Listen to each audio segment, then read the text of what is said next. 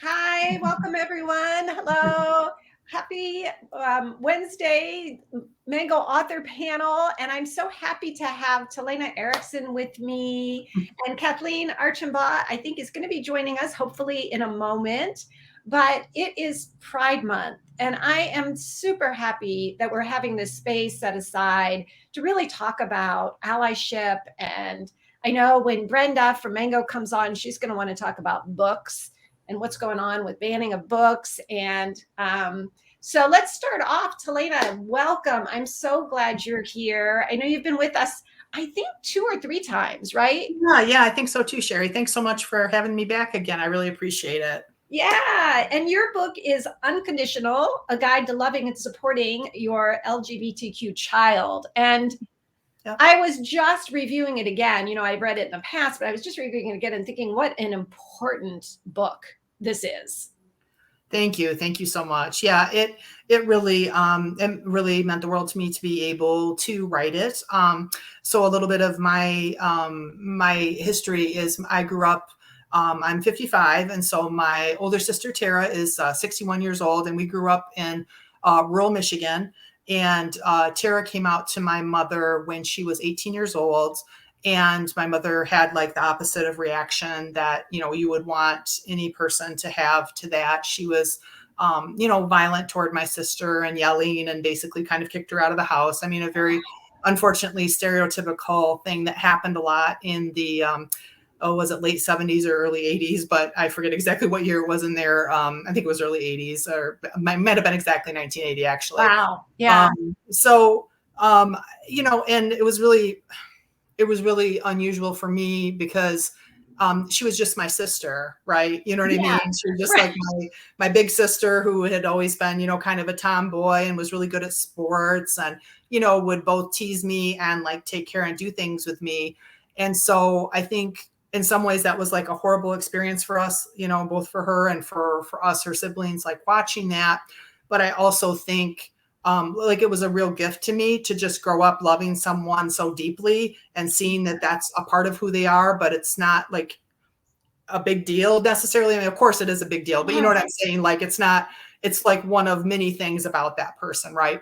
So I try to, at this point in my life, look back on that and say, that was a gift to me, right? That I just grew up without that prejudice because someone so beloved to me was, a lesbian or is a lesbian. And, and it just wasn't that big of a deal to me. I understood why it was a big deal to my mother, but to me, she was just my big sister. And this was another part of who she was. And so she was the first person that I called when my daughter, Cassandra, when she was around 12 or 13, said, Mom, I think I like girls, So, I was able to respond in a much different way to my daughter than my mother, for a lot of reasons. We were raised Catholic and just, there was a lot there, of course, in those times.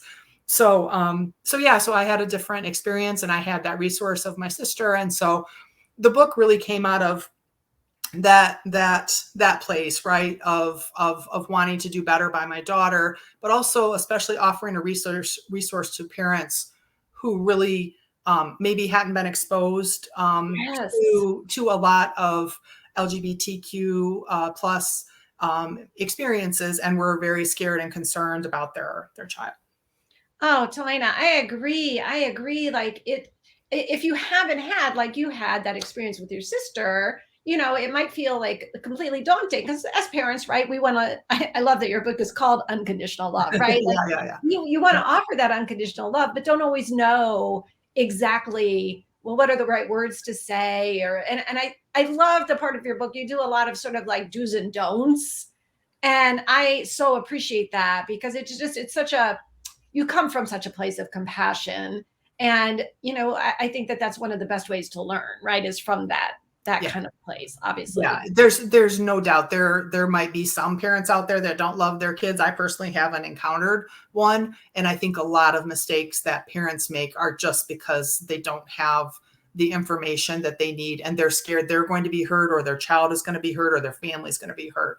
So if we can demystify some of these, these things that seem really scary, that, where you're scared your child might be marginalized or different or in some way, if we can demystify some of that to parents. We just tap into that love, right? We tap into that innate love we all have, for our children. I love that you're bringing that up because I think that that's so true. I too have never met a parent that didn't love their child, right? Yeah. And that oftentimes, I know in my own parenting, when I'm in a place of fear, welcome, Kathleen. Yes. Hi. Sorry, Kathleen, we're just going to finish up one thought, then I'll bring you in and introduce you. I'm so glad you're here. When I'm in a place of fear, I do come from that, sometimes saying the wrong thing or not being, not expressing that unconditional love because I'm in fear. Yes. So, absolutely. Yeah. Kathleen, we were just talking about it, and I'm so glad you're here. And I love your beautiful scarf that you're wearing. Telaina and I were just talking about her book, Unconditional, and parenting. And so we just got started. So welcome. Thank you. Thank you for having me. Yeah. Why don't we have you, Kathleen, since Telaina was just talking a little bit about how she came to write her book. Why don't you introduce yourself and tell us the same? Like, how did you come to, and I know you have more than one, right? You've got more than one book through Mango. Yes. My book, Pride and Joy. Yeah, there it is. Here. It came out of a dearth of literature about the LGBTQ community that was positive and uplifting and had a happy ending at the time. And so I set out to find people who were living not only extraordinary lives, but also were living happy, fulfilling lives as queer people. And so luckily I was able to interview some amazing Pulitzer Prize winning authors, Man Booker nominated prize authors, activists from Uganda and people from all over the world. So I think it's a great read for anyone who's interested in finding out more about queer people.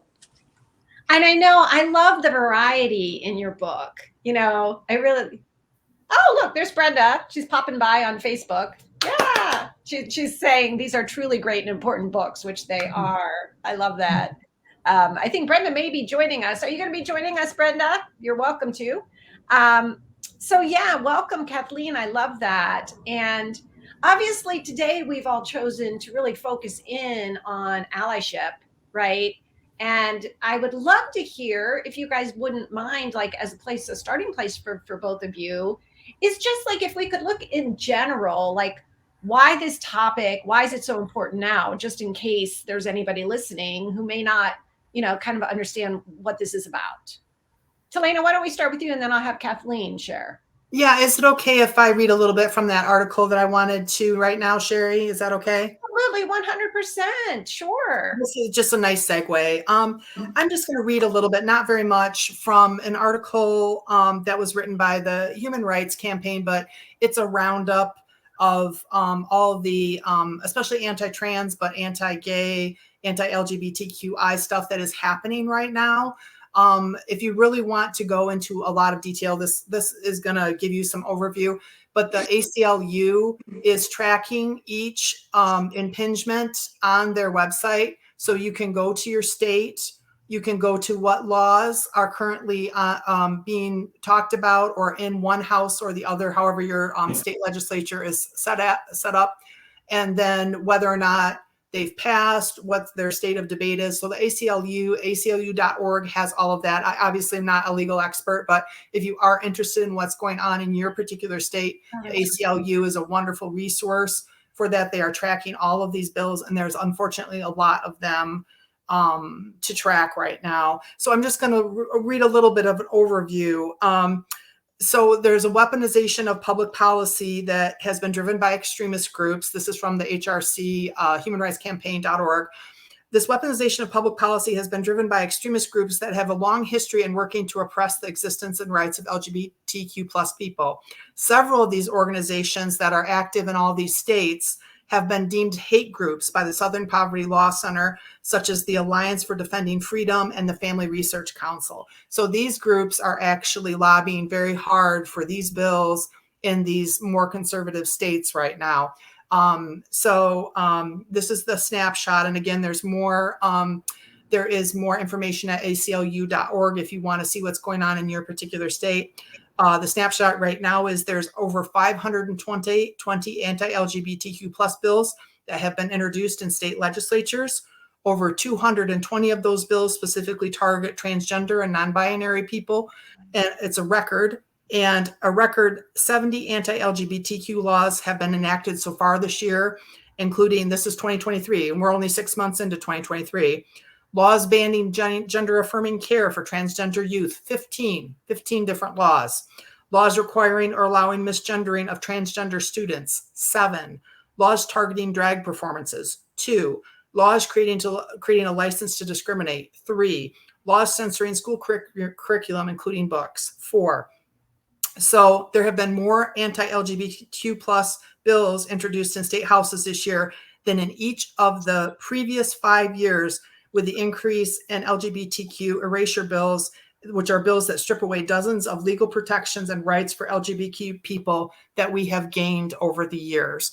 Now, unfortunately, there's more in that article. Again, go to the Human Resources campaign website to read the entire article. So literally, when Sherry asked me what I would like to talk about, I wanted to talk about being an ally. I am a middle-aged straight white woman.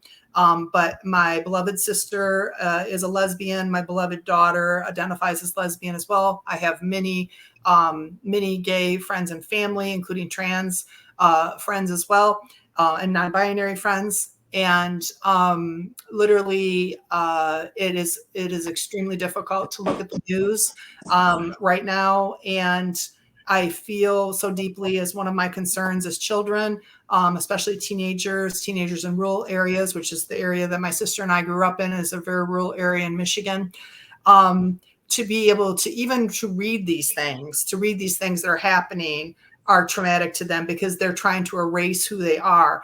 And I don't want to use this word in a way that is offensive to anyone, but truly I feel like it's almost a genocidal level of anti-trans stuff going on. They literally are trying to obliterate trans people. And I think we need to take that very, very seriously. And I would love to talk about like all the gains that have been made in the queer community and all that. And that's wonderful. And of course, that always needs to be talked about and discussed, because we do need to have those wonderful stories, like Kathleen was saying, of look at the survive and the thriving and all those things. But I also, we think to be really aware of how dangerous all this is, especially to our youth who don't have the same capabilities as all of us as adults to filter things, to understand that this isn't everybody, and to understand too, I'd like to draw attention to this, these bills are deeply unpopular. The average bill, 60% of the people are against this. This includes the anti-trans. About 58% of people in the United States believe that there's been too much focus on all of this, right? To just let people be. So you're talking, this is a very small, vocal, powerful minority that is doing this damage to our young people and to our trans friends and family. So sorry, I will quit talking. That was a lot. Anyways, that's why I feel, when Sherry asked what was I thinking about this Pride Month, I'm really thinking about the ways that the queer community are in danger and things that people can do who love those people and who want the right thing to continue to happen to support that. Yeah. No, thank you, Telaina. That was really helpful. Really great way to start us off. Yeah. And welcome, Brenda. Thank you. I'm so happy to be here. Sorry about the trouble logging on, but everything Telaina said was so important, and what Kathleen's saying and what they're both writing about. And I've been watching in horror actually for months and months and months about what's happening in the media. And I mean, Kathleen and I live in the San Francisco Bay Area, and which you would think was like a bastion of just everything positive, but like it's infiltrating everywhere. And so I just wanted to, like, share a little inspiring moment with you all, which is that the Kathleen's co-author, Eric Rosswood, for We Make It Better, he and I were talking about something. He was going to do like a Pride like promo for his books. And then he and I were talking about like what all was going on, and especially for young people and children, just how it's impacting them. And that, like, what must it be like? What must it feel like to be a young queer now in 2023? And like, you would literally be afraid for your life, I think. Right. Yeah. And so like, he and I just kept the conversation going. And then it ended with suddenly, like, he and I both had this eureka moment. And he's doing an affirmations for young queer teens and tweens called Rainbow Affirmations. And it's going to have affirmations from, all kinds of queer kids and trans. And so it's literally like, because how can I respond to what's going on in the world? Well, with books and working with writers and trying to like elevate and uplift and encourage. And so anyway, I just wanted to just say, yes, this is really bad. And like, how can we respond? Like, so that's how I'm responding. But I think it's incumbent upon all of us is like, how can we respond? What can we do? So if there's some action items that we can like give to like listeners and viewers as takeaways, that would be really, really good. Oh, first of all, that is wonderful news, Brenda. Thank you for bringing in some positivity to this already, which is really great to hear. I love that title too, Rainbow Affirmations. I just want to order it by the case and just give away. Yeah. Yeah. So Kathleen, welcome again. And yeah, so tell us from your point of view, why this topic, why right now? And according to like what Brenda just said, like, what are some things we could start to do? Well, I'm sure Brenda's well aware that so many books, in fact, 41% of the books banned in the United States right now, the largest percentage are LGBTQ titles. 41%. PEN America has come up with that number. And in fact, it's over 1,645 unique titles have been banned. And there, things like The Kite Runner by,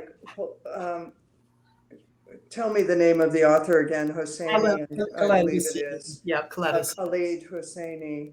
The Bluest Eye by Toni Morrison. Great works of literature by Nobel Prize winners, by Man Booker Prize winners. And the folks who are trying to ban books are often conservative, right-wing parental groups talking about parents' rights, but they are not librarians, they are not educators, they are not people who are following the American Library Association guidelines on what you should and shouldn't ban in terms of content. That's one thing.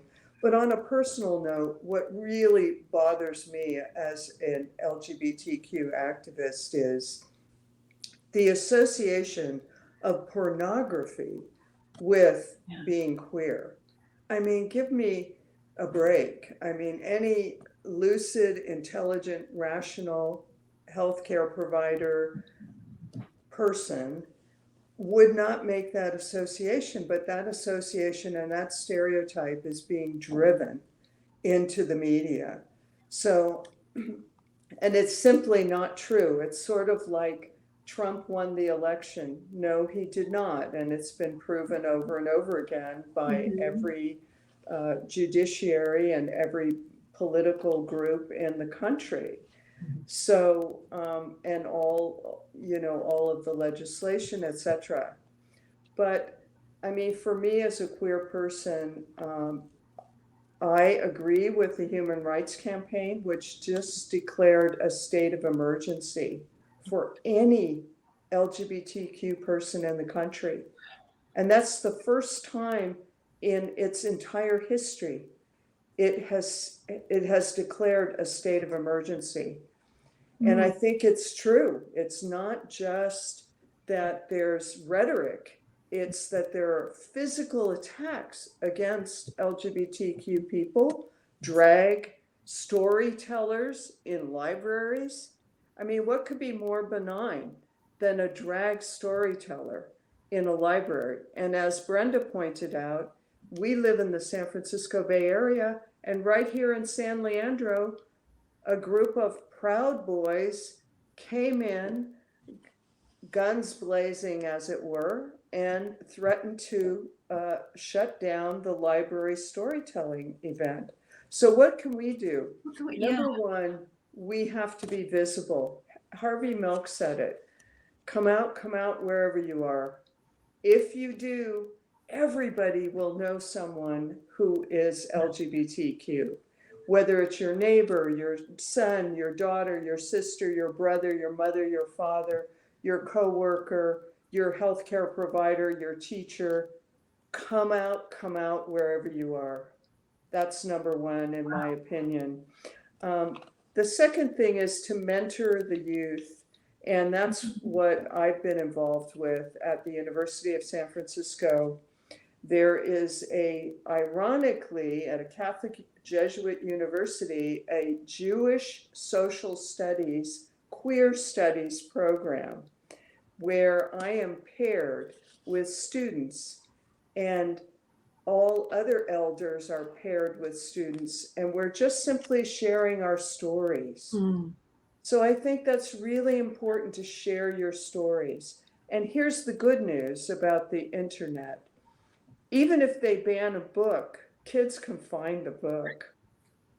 Kids are really computer savvy and really smart, and they will find out what they need to know. And as long as a book is published by Mango or anybody else, we are going to have access, and kids anywhere are going to have access to literature, even if it's banned in their rural community or their school or their Texas or Florida, which are the one and two states for banning books. So that's what I would say. Kathleen, let me ask you a follow-up question to that, which is that, I love what you were saying about mentoring youth and sharing stories. And if someone's like, oh, that sounds amazing, what's a place to start to get connected maybe to a group like that you were just talking about? Well, in my case, I was asked, and, so it's kind of a law of attraction, I think. If you put yourself out there in whatever circles you're in, and you're out and proud, or you're an out ally, as you are, Telaina, am I saying your name? Telaina, that's totally fine. It's a very Telaina. unusual name. Telaina, yeah. Telaina, yes. I think as you're out in your communities, as you're out in your families, either as an ally or as a publisher or as a queer author, people will start to ask you. They'll ask for your help. Isn't that true, Telaina? Absolutely. Other parents? Absolutely. Yeah. And even, I don't want to, however you're comfortable with social media, I'm personally uncomfortable with certain aspects of social media, but however you're comfortable in that sphere, just knowing that you are out there and that you're available and that you are an ally also will attract, whether that's your website, or, your social media presence or whatever. If you're just saying, hey, I'm out here, I'm an ally. Absolutely. I think that's helpful. Yep. And one of the things I do, and I'm so grateful to Brenda because she published my book, Pride and Joy, which I'm going to pitch again. It's a great book for students, and it's a great book for teachers, because there are essentially 30 stories in here. And a teacher can say to their middle school or high school students, pick somebody of interest to you. And in fact, Rick Welts, the former president and CEO of the Warriors, the award-winning championship NBA team. He was in this book. So, okay, so say you have a basketball kid, they can pick that. Say you have a dance kid, they can pick the tango dancer. Say you have an African student interested in what's going on in Uganda, they can pick Long John. So there's something for everyone in the book, and teachers can be real allies by offering windows to their students to positive stories about queer people. Kathleen, I just want to add something to what you were just been saying. It has been proven in several different studies that when children have access at middle school and high school levels to literature that represents queer people, that actually reduces the amount of bullying and hate groups and all the stuff that happens at middle school and high school when we're having a lot of that peer-on-peer stuff. So I wanted to build off that, Kathleen, because that has been proven in many sociological studies that if children have access to, it's because we're preventing the othering, right? We're preventing the othering by offering this literature like Kathleen's books and other positive things, or even just literature where there's a queer character who's just like a normal person just going through life. They got a divorce. They picked up a half gallon of milk after work, right? That doesn't have to be like they had some like amazing, spectacular life as so many people have, but just representations like that just cut the reduce school violence, bullying, all of this stuff towards LGBTQI. I just wanted to just add off that, Kathleen. Well, and I'm glad you did, because I put in here 10 everyday heroes who are not well known, who are not famous. And I did that quite deliberately because I think it's important for people to see you don't have to be famous to be valued. Exactly. And to have an impact on your community, right? Yeah. I love that, what preventing the othering. That just is so important. Yeah. Brenda, do you want to add anything to this part of the conversation? Well, just one of the things to do is like vote with your dollars. And I think that cuts both ways. Like there's a lot of companies, we've all heard about Target and everything. Well, most of the stores still have their queer pride stuff. So go buy that. So you can vote with your dollars. Like, so places that are supporting the LGBTQ plus community, buy their products. And like, so that's like an unofficial boycott. Or if there's a company that is like, anti-queer and publicly anti-queer, boycott them. So I think there's two sides of that coin, but use your coin.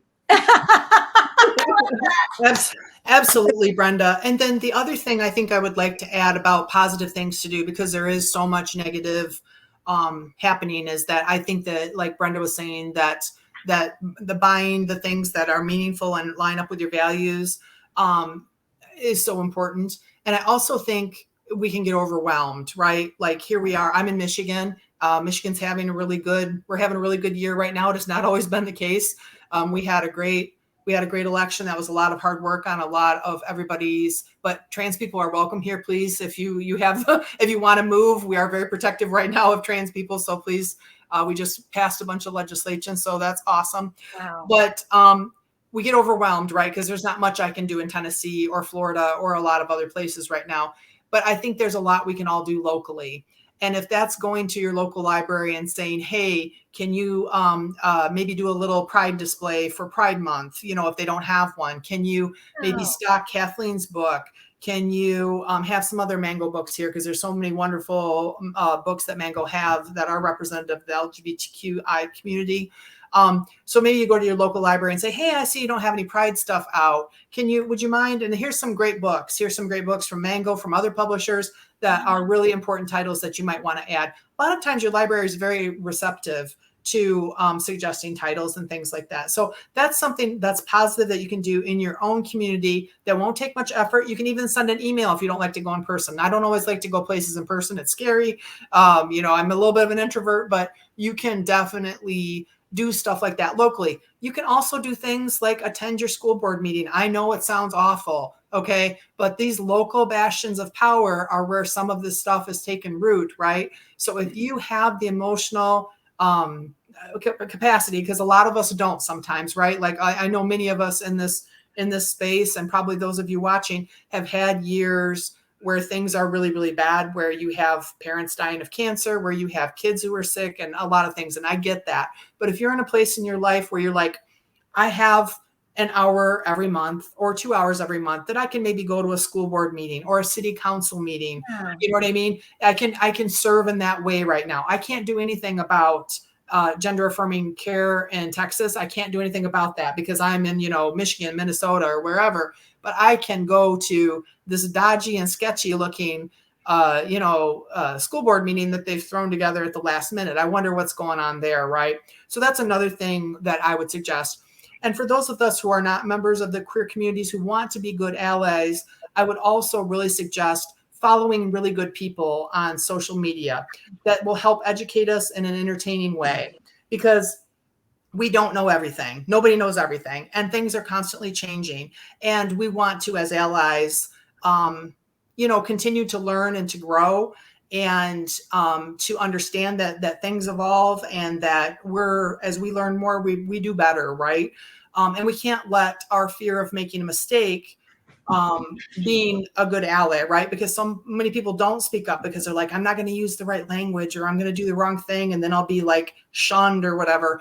And it's like, you know what? We're all out here learning. The important thing is to own any mistake that you made, apologize for it, and say, hey, I'm going to try to do better here. And a good way to educate yourself, and a fun way, if you like Instagram, there's a fabulous a non-binary person, Alok Menon, Menon. I'm sorry if I'm slaughtering his name, their name, excuse me.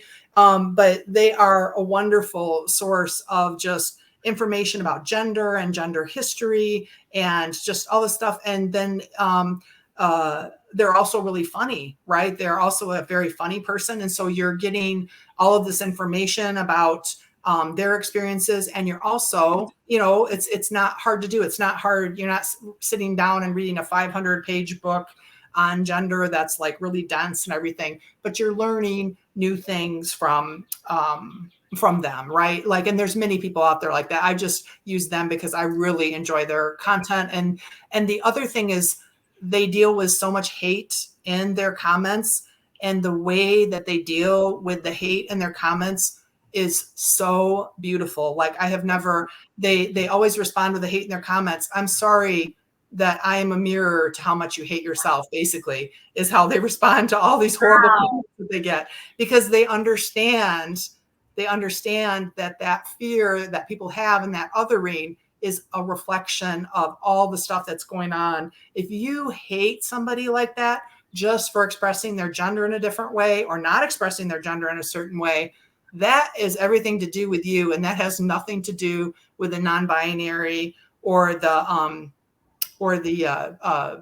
trans person in front of you. It is all you, right? That is you and your stuff that you carry about gender that you are now forcing onto them. So I just would add those. That's an easy way to educate yourself. But if you're not comfortable with social media, I completely understand. But there's tons of good books, right? You can read a book. There's all sorts of great resources on the internet. But just as an ally, continue to educate yourself, and that will make a positive impact, because then the way that you're going out into the world and you're talking and things like that will be affirming, right? And will be positive, because you've done that work to educate. Yeah. I love this. You guys, I've just written down 7 suggestions already in this short amount of time. And I just find this so uplifting just to hear some of these ideas, a lot of which like I wouldn't have thought of on my own. And even that last one, like, I really love that idea of following people that we can learn from in kind of an easier way. Like you said, that it's not, might not, but I do want to, I was just thinking the whole book thing, like that maybe Mango could offer some sort of list that we could post along with this replay of Mango books for the people that do have, the time and, the willingness to read books. But then there's also, like you're saying, Telaina, the following someone on social media, especially someone who's funny and compassionate. It sounds like, very conscious, compassionate. Yep. Yeah. Which brought up for me a question for any of you who might want to speak to this, but it's like the question of, for those of us who might be, out in the world and hearing things that are, homophobic or negative or, bashing, do you have any suggestions on like how to respond, especially, like I've always been someone who it's like, you want the peace, you don't want to like be angry and yell at people. Thoughts on that? I think we really have to realize that sometimes that happens because of a lack of education. And I will use my dad. My dad was a much more supportive person to my sister than my mother was. And my dad did not always have the best language necessarily around my sister's life. My dad died when he was 74 in 2006. But he always loved her dearly. He always embraced her partners. You know what I mean? But he did not have, believe me, we tried to educate my father, and he did try to do better, but that was a struggle. He was born in the 1930s, and language around LGBTQI people was a struggle for him. I'm not excusing anyone because of age, but again, there is that element of the time of where someone grew up and their education level. There is kind of an element there. And I don't mean that in a negative way. It's just, I think it's very real. Where we grow up in the world is where we grow up in the world. We can't help that, right? Yeah. But I also think there's the other element of maliciousness, right? And the maliciousness comes from, again, entirely the person themselves. And it comes from their own ego and their own fear and their unresolved issues. And a lot of it comes from hypermasculinity, and a lot of it comes from the patriarchy, and a lot of it comes from probably deeper than we want to go into here, but a lot of it comes from our egos, right? So right. This can't be addressed with yelling. Okay. We all get really tempted to yell. The best thing to do is to always treat this with compassion. So if you hear a teenager say, "That is so gay," you say, "That's not an appropriate word to use. I can talk however I want to." Yes, you can talk however you want to, but that is not appropriate in a public space to use that word. I think, that is the only way to ever confront that behavior is with compassion that is coming from a wounded person. And that, again, does not excuse that behavior, but wounding that person more is never going to bring them to our side, to our ally side, right? So whenever I've had to do that, which I'm conflict avoidant too, but I have had to do that. I never yell, scream, swear, any of that stuff. You treat the person, you look the person in the eye, because again, we don't want to other them either. All right. So we can make jokes about, those people or whatever. Well, those people might be secretly closeted. Those people might have a gay child at home. We don't know what's going on with those people. So it is very important in this entire conversation for none of us to other, even people who are being hateful. That doesn't mean we should defend ourselves, call the police. I'm not saying any of that, but I'm talking about in those spaces in which we feel we need to act, where we overhear something. I love a friend of mine said that anything can be resolved over a cup of coffee. So if it feels like safe to like say, "Hey, like, why don't I buy you a cup of coffee and we can just talk?" And then like just very peacefully, reasonably, just ask a lot of questions, like, ask why it is they have this position or feel this way. And then like just very gently and compassionately express like your point of view, and you might be able to change a mind, or you might, more importantly, a heart. I would like to add an anecdote. Many years ago, like 30 years ago, I was in sales, and I worked with a sales rep from New York, and I was a product sales rep working through him. And so I had a lot of conversations with this guy, and he was fond of using the F-bomb word all the time. It was very New York. He was very aggressive. And one time he was driving me to the airport, and he used the queer word in the same kind of pejorative way. And I said to him, I said, Rick, I said, I am so surprised because here you are, a 5th degree black belt in karate, and I think of you as so evolved, and you're using a kind of 1950s word. And I just kind of, Yeah. talked to him about it. Yeah. He totally got it. He never used that word again, at least in front of me. Yeah. So it was Yeah. I was a love win. that. Yeah. And you guys, there's a comment. I want to thank Jesse, who's listening in on Facebook. And Jesse says, as a speaker in the Catholic Church, I'm constantly in the presence of fear and ignorance. It's a constant conscious effort to meet that fear and ignorance with compassion, compassionate listening, and truth telling. And he's thanking Telaina for talking about compassion and bringing that in. And thank you, Jesse, because yeah, it's so beautiful to hear these stories, just like Kathleen and Telaina was saying, and Brenda, that it's like to hear these stories of being able to meet any sort of anger or hatred with compassion.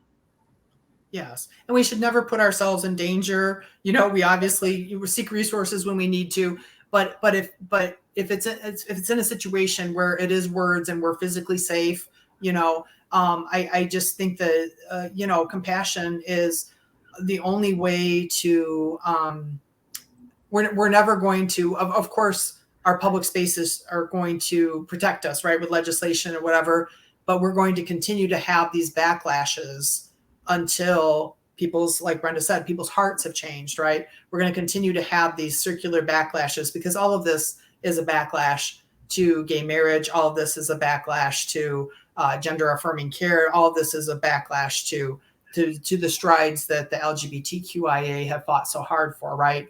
And then we always have these backlashes. And so until we can change those hearts, and the only way, we can never shame anyone to changing their heart.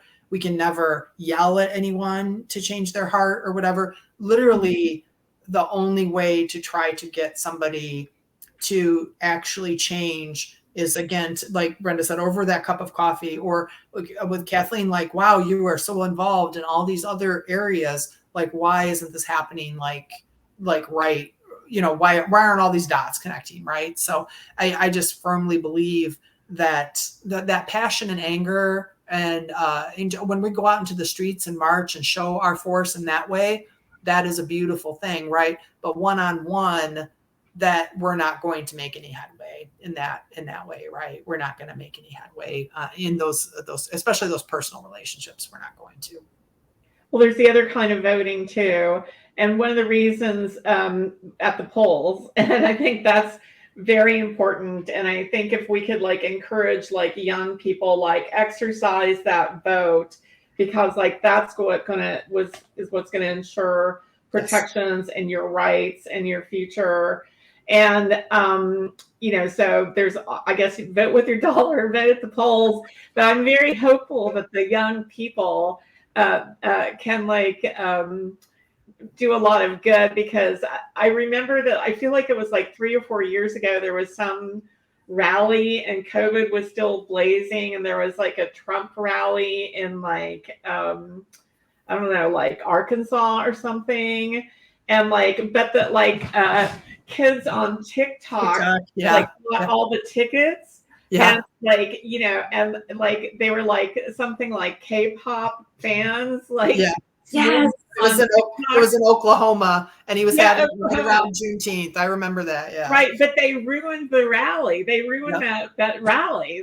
They took it down, and I'm like, okay, if that was just that was an incredible moment of activism, and it was so fun. And I was just oh my God, K-pop fans took down the Trump rally. I was that was just so fun. So more of that, however that kind of stuff can be encouraged. Yeah. And again, just to reiterate, these laws are deeply unpopular. All these things that are happening are deeply unpopular. A lot of times in the state they're happening, and definitely nationally they are unpopular. 60% of people just want to just let gay people get married, let trans people have gender affirming care. Everyone, a lot of America Well, there's a reason that Joe Biden is president, and I live in Michigan, right? So a lot of America is very middle of the road. Just leave people alone, let them do what they're going to do, and just let me, smoke my pot. Let me, you know what I mean? Just leave me be, and that's a big chunk of America. And I think that this encroaching really, but we have to see that in action, right? Because the power, the people that have their hands on the wheels of power is very similar to what happened in Michigan. Things are gerrymandered. So you get this like over-representative of Republicans in a state that is very evenly divided or even Democratic leaning, right? So a lot of these conservative states, they still have a lot of these middle of the road people, but they're voted they're either not voting or their vote's not counting. So just remember these things that are happening are deeply unpopular. I think the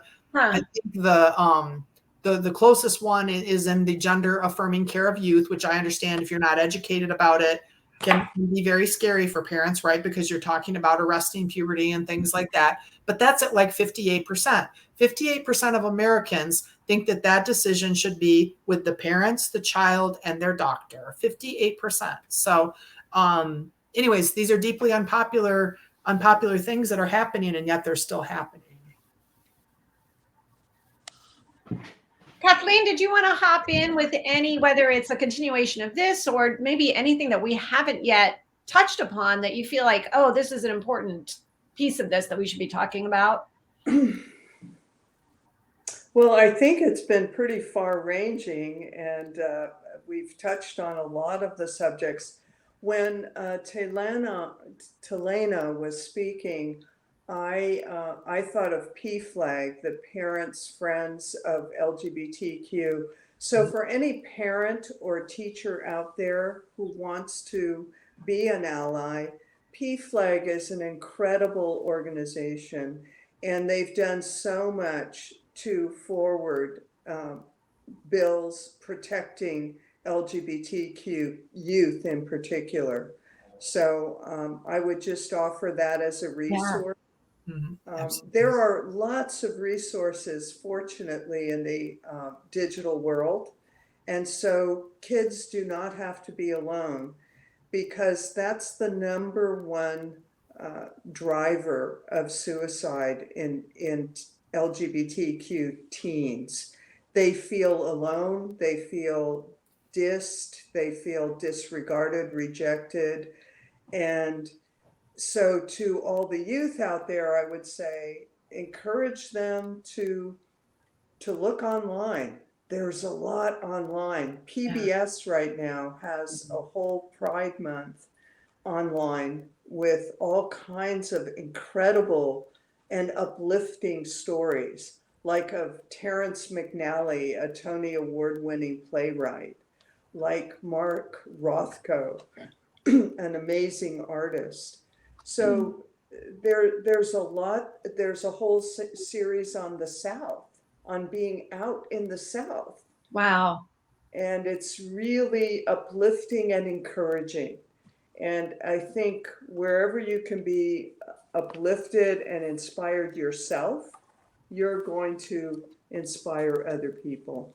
Hence my book, Pride and Joy, not to be No, but here it is. And we don't want Telaina's book to hold up, but also I'm sorry, Unconditional. but again, like just to say the titles again. And Brenda, I don't know if there's any other titles that you want to speak out loud right now. We Make It Better, co-authored by Kathleen Archambeau and Eric Rosswood. Exactly. Yeah. And maybe go ahead, Brenda. And Brenda, the nice thing about that book is Eric is a gay father. So he had access to a lot of ideas and people that I didn't even think of. He's also a borderline millennial, and I'm a baby boomer. So working together, we crossed ages, and we crossed political backgrounds, etc. So the book, We Make It Better, LGBTQ Contributions to Society, it's very short. So every profile is like 1 to 2 pages long. So middle school kids who have short attention spans can quickly go through and find something of interest to them. So that's a great book too. And you can get all these books at your independent bookseller or at Amazon. So even if a book is banned in Tennessee or Texas or Florida, an adolescent who wants to learn something about queer identity and gender identity, they can find it.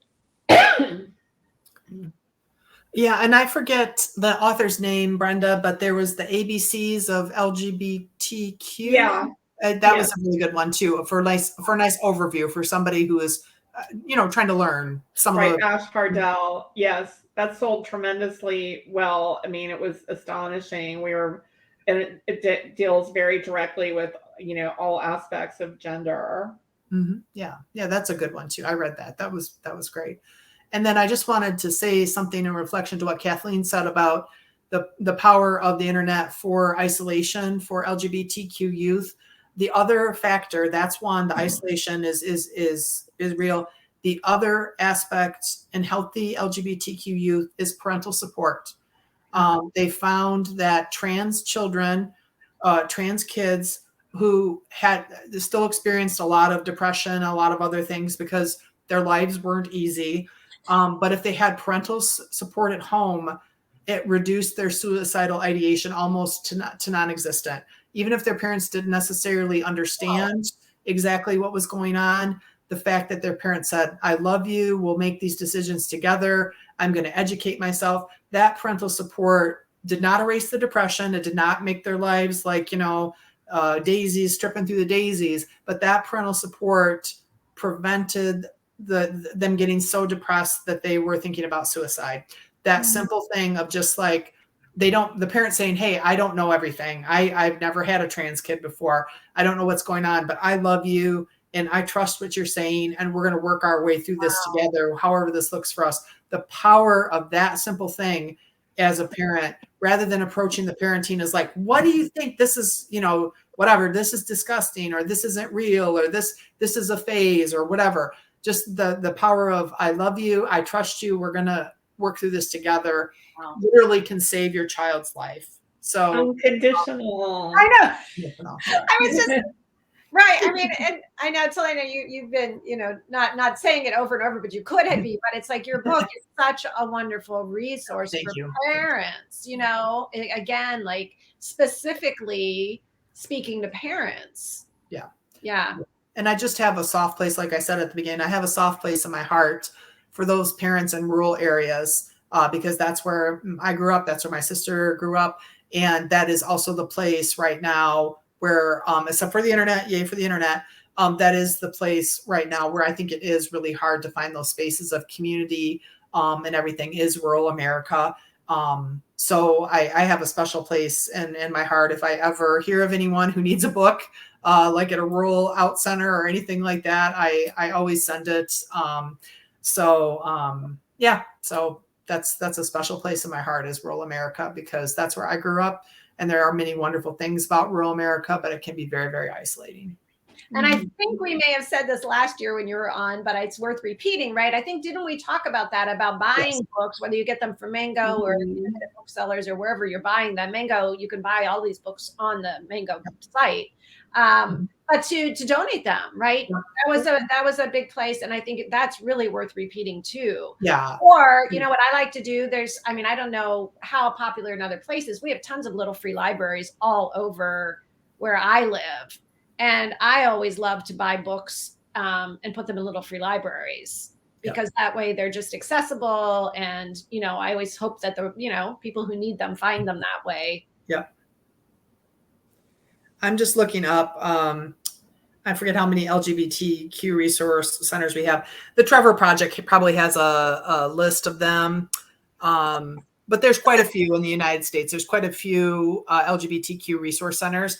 And there are, the one I support here in Michigan is on the west side of the state. I support whatever, but there's one by Detroit, which I feel has a lot more resources. The one on the west side of the state, the out center of Southwest Michigan, serves 5 counties in Michigan. It serves 5 counties. It is a place that offers community spaces. It offers education. It offers special things like proms for the kids who are not allowed to dress a certain way with their prom if they're in rural America or rural Michigan. They offer stuff for, maybe LGBTQ who are aging and a little lonely. They're isolated again in the rural area. I just can't say enough good things about these centers, especially those ones. And again, I'm not dissing the cities at all, but the ones in the rural that are serving so many people in so many counties, so spread out, they just deserve our love a little bit. If you're in a state that has one that isn't operating a rural center, just please remember them. And like the book donations, maybe a $25 gift, anything like that goes a long way. These are safe spaces in rural America where both teenagers and older people and just anybody can go and educate themselves, speakers, guests, all kinds of different things. I can't even enumerate all the different things that they have, but they're just really wonderful spaces and should be remembered in our donations. And what the best thing to be is for someone just to go ahead and Google online. Yep. That just resource centers, LGBTQ resource centers. State, in whatever state that you're in. And you can tell, you'll know the geography of your state. And feel free to support the one in your city too. Again, and not dissing cities. Cities are doing absolutely important work. They're serving a lot of underserved populations. But if you do have one, just know that if you're serving 4 or 5 counties in a pretty large state, that you are understaffed and you do not have enough resources. And pretty much, if you're a nonprofit, you can count on that. Yeah. Oh my goodness. This has just been amazing. I had no idea that I literally have got 14 different things that I wrote down, and I'm sure I missed some of the things that you all said, but super important conversation. And I'm just so grateful to all of you for being here, for having this conversation, especially during Pride Month, to really I know that there's a lot of people out there who do want, they do want to be allies. And I think these are some wonderful ideas that speak to different aspects and different ways that people can do it.